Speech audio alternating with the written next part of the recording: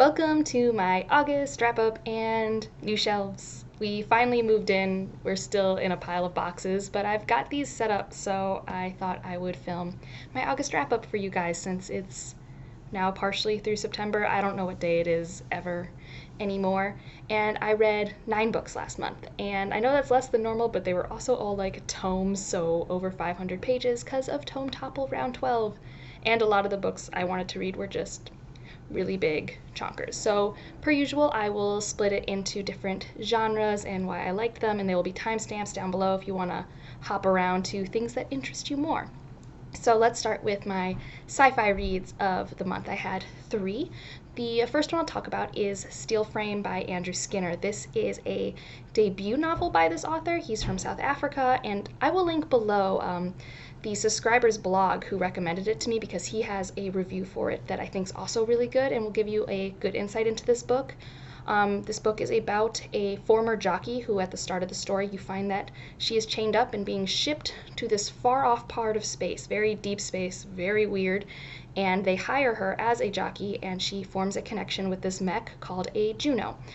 And so it's about their relationship, it's about both of their paths, it's about the mysteries that are in this deep space, and for the most part I had a good time. I just had an issue with the writing style. It was hard for me to stay connected the entire time. It was a lot of work for me. And I think part of that is the way this author chose to use his prose to describe the setting and the relationships. When characters were talking and interacting and plot was happening, I was very in it. When we were moving from place to place, when we were describing settings, when we were doing world building, I found that a little more clunky and harder for me to digest. Part of that could be me not being a very visual reader. I don't see things when they're described to me, so maybe, that happens to me with a lot of authors. Well, I'll read the descriptions. If there's a page of description and I'm not seeing anything, it's a lot of work, especially if it's not even in a way where I understand it. So that happened a fair bit, which is why this was like a 3-star read. But I think it did a lot of things really well, and I would be interested to read more by this author when they came out with something else. The next sci-fi book I'll talk to you is Thunderhead, which is the second book in the Arc of the Scythe trilogy. I buddy read this with Laura from a book circus, and I really enjoyed it too. I have liked both of the Scythe books in this trilogy, so Scythe and Thunderhead. In the first one, this is a world, it's a utopian world where nobody ever dies, so you have these scythes who basically are population control. They will kill off people. They have a certain quota every year. And in the first book, you follow the apprenticeship of 2 teenagers who might become scythes. And in this book, you pick up where the first book left off, so I can't talk a lot about it, but I can say the world building expands so much. You get to meet the Thunderhead, which is the big AI system that controls everything, and you get to meet a new character who I really liked, and through that character see different parts of the world and how it's set up. So for me, it did everything I wanted. I really like exploring dystopian, utopian worlds in this way. I thought the plot was pretty compelling. There were definitely moments I didn't predict. The ending is so tense, and as you saw in my TBR, I am picking up the toll next month because I need to know how this all ends. A little nervous because I know the reviews are mixed, but in general, it's met my expectations. As I knew it was a YA dystopian trilogy, and it's so far been going great. Yes, have other YA dystopians let me down? Yes, so many, but hopefully this one will stick the landing, and I really recommend it if you are into that sort of thing, or if you've read Scythe, you should read Thunderhead. I don't see why you wouldn't like it. I liked both about the same. Now, the last sci-fi I'll talk about was actually a short story anthology called Sunspot Jungle. This is through Rosarium Publishing. This was their 5-year anniversary book to everyone, and they have 2 volumes. They are each like 500 pages full of short stories, which all different authors from across the globe and different backgrounds, and there were some that really hit me, some that were kind of misses. I will link my vlog where I go into more specific stories that stood out to me. I mean, it's a short story collection with 500 pages of short stories. There's no universe in which I would like them all, but I did find authors that I want to look into more. I think in the next time I choose to do a short story anthology, I'm going to give myself the whole month and not just a few weeks. I think myself, I think, all right, it's a 500-page book. This should take me about a week and a half to read, because that's my normal reading pace. And that's just not the case for short stories, because especially if they're different authors, it's very different writing styles, worlds, characters, and that reintegration for each story is it was jarring for me. So if you pick this up, I would also give yourself that time to read them all. But I would recommend it. I got mine from the library, and it was really cool. There was just such a diversity of stories, and I just thought it was really great. Now into my fantasy reads, because like I said, I read a bunch of tomes, and most of them were in fantasy. I think, well, Thunderhead was a tome, but and Sunspot Jungle also was a tome. I might have read almost exclusively tomes. Steel Frame was like almost a tome. It was like 20 pages short. But in fantasy, let's start off with my rereads, because I did a fair few of rereads for this month in preparation for continuing or finishing those series, but it's been like a year or so, or a year and a half since I'd read the books. Starting with Foundryside by Robert Jackson Bennett.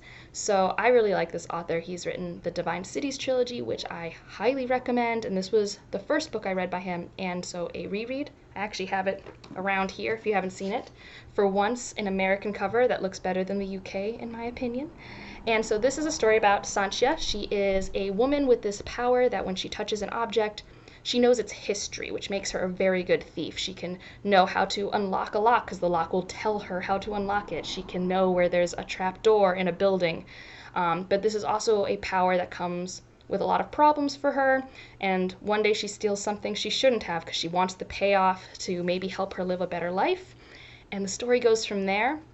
This is a heist book that has a really interesting magic system that's very inspired, in my opinion, by coding, especially in like C++, because you can write on an object to make it feel like its reality is different. You can tell a wheel it's always going downhill, so it keeps going forward even when it's on flat land. And I really liked it. And something I didn't notice my first time reading this that I noticed the second time is that the way that Robert Jackson Bennett does his integration with history and cultures and gods and deities is just very him, and I felt those fingerprints after reading his Divine Cities trilogy. And I'm really interested to see where Shorefall goes. I'm hoping to read that next month as well, although I'm nervous, as I said in my TBR, because I hear it's a bit of a cliffhanger. But if you like hard magic systems like in Sanderson or Brent Weeks, you should pick this up. It's a very digestible writing style, and it's a very hard magic system, so I feel like you will have a good time if Brent Weeks and Brandon Sanderson are authors that you have liked in the past. Now, the next reread was City of Brass and The Kingdom of Copper, so these are the first two books in the Daevabad trilogy, and I actually I reread these using audiobooks, and it was really good, so I might listen to the last one as an audiobook as well, even though I physically read the first two in my first read. So in this series, you follow Nari, Dara, and Ali, and you follow these three characters in this really cool Middle Eastern-inspired fantasy world. You have Nari, who is a con artist in Egypt who finds out she has a magical heritage and gets taken to Daevabad by Dara, who she accidentally summons, and then her life is completely changed. You have Ali, who is this prince who... he's such a bookworm and a warrior, and I never get both, and it was really great. And he has these ideals, and he will not sacrifice them, and it's just fun watching him struggle in this world because he's so bad at politics, but he has so many political ideals. And in both of these stories, we follow these three characters struggle with what they want from life, with their heritage, with what they're learning, with what they want to have happen politically. And it's just really well done, and I'm very excited to continue with Empire of Gold next month. Now for the two fantasy books that I hadn't read before. Let's start with Tigana by Guy Gavriel Kay. So this is a book I've been wanting to read for a very long time. I read his first ever, I think, published trilogy 5 or 6 years ago. And so after that, I'd heard Tigana was his best work, and it was a standalone fantasy. So I wanted to pick it up. But as I've said in many videos, it became in a TBR limbo. But I finally picked it up. I was nervous because 90s fantasy and me, we're hit or miss. And I think this one's really good. Like, if you like Robin Hobb's prose, I think you're really going to like Guy Gavriel Kay's prose. The premise of this one is actually also really good and really lends itself to a standalone story. You have this land called Tigana, and a sorcerer, basically, through vengeance, takes away the name of this land. So only the people who are from this area know the name Tigana. Everyone else they can't hear the name. When it's spoken, it's in one ear, out the other. So not only have these people been put under the control of this sorcerer, they no longer can say the name of their home, and their heritage is lost. And It's the story about 15 years after this event, these people from that area coming together to try and rectify this wrong. You follow it from many different avenues and perspectives. There's a lot of politics, there's a lot of war and planning. It has a lot of those classic fantasy tropes, but done in, I think, a really interesting and with deeper themes than I'm used to. And although I had issues with it, like I talked about in a vlog, I really did enjoy my time. The way that he describes settings works really well for me and helps me like feel the seasons, and I get a really good idea of where I'm at.